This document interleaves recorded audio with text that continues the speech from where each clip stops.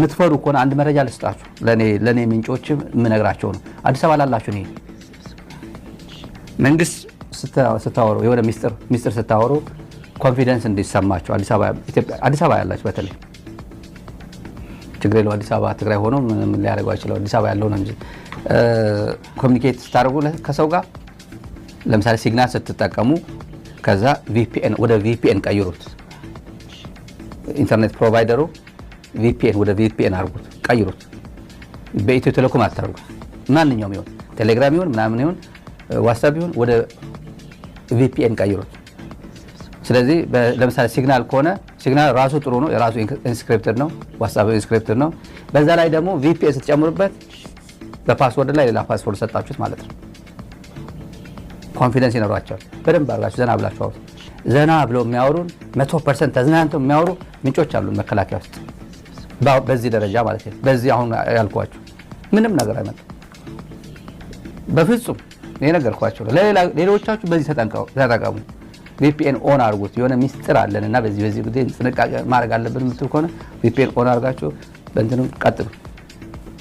ፍሬወት መታቆጣጣ ይላል ይሄን አስረግጣ ነው የምነግራችሁ ኢትዮ ቴሌኮም ራሳቸው ያቆታል ይሄ የሴኩሪቲ ጉዳይ አደጋ ውስጥ ስለሚያስገቧቸው ሰው ሁሉንም በጭንቀት ነው የሚኖረው በሄደበት ሁሉ ቤቱ በካሜራ ያረጋባቸው ደመቀ መኮንን ምንም ልብስ መቀየር አይችልም ቤት ውስጥ በነፃነት ያቃል እሱ አንዴ ይስተካከላል ሬኖቬት ይደረጋል ቤቱ ምናምን ይባል ነው ቤቱ ሬኖቬት እናደርጋለን ብለው ሄዶ ካሜራ የማይታወቅ ቦታ ላይ ካሜራ አስቀምጦ ቤቱ በቃ ሬኖቬት ተደርጓል ታድሷል ብሎ ይሄዳሉ ቤቱ ግን የቴት ካሜራ እንደተገጠመለት የሚያውቁት ጣጣ የለም በአብዛኛው እንደዛ የሚያውቁት ብልጽግና በዚህ ነው መኖር የሚፈልገው ስም በማጠልሸት አንዴ የሆነ ነገር ይዝበትና ከዛ እስረኛ ያረጋቸዋል እስረኛ የሚያረጋቸው ጀነራል የአደም መሐመድ አይነት ማለት ነው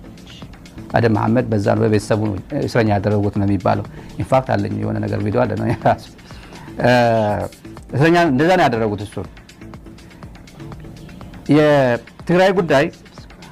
የሚጸጽታቸው ብዙ የኢትዮጵያ ጀነራሎች አሉ በትግራይ ላይ እየደረሰ ያለው በደል ትላንት አህመድ ሺዴ ነግሬያቸዋለሁ አዲስ አበባ ምንጮች አሉ አዲስ አበባ የሚነግሩን መከላከያ አካባቢ ሰዎች አሉ አሁን ሚዲያ ላይ ወጥተው ሌላ አይነት ሰዎች የሚሆኑ ስታዩዋቸው በአካል ሌላ ህይወት ነው ያሉት አብይ እንዲወዳቸው እና ጥሩ ይሄማ በጽግና ነው እንዲባል ነው እንጂ ውስጣቸው ጎግል ስታደርጉት ሌላ ህይወት ውስጥ ነው ያሉት ምንድነው ምን አይነት ጉድ ነው የገባ ነው ለሚል ሁሉ ትግራይ እየበደልናት ነው እየተበደለ ነው ከቲፒኤልኤፍ ጋር ችግር አለን ብለን ህዝብ ላይ ያነጣጠረ ጥቃት የፈጸምን ነው ማለት በቃ ጥሮተኛ ኢትዮጵያ በማገልገሉ በርካታ ዓመታት የነበረበት ሐኪሙ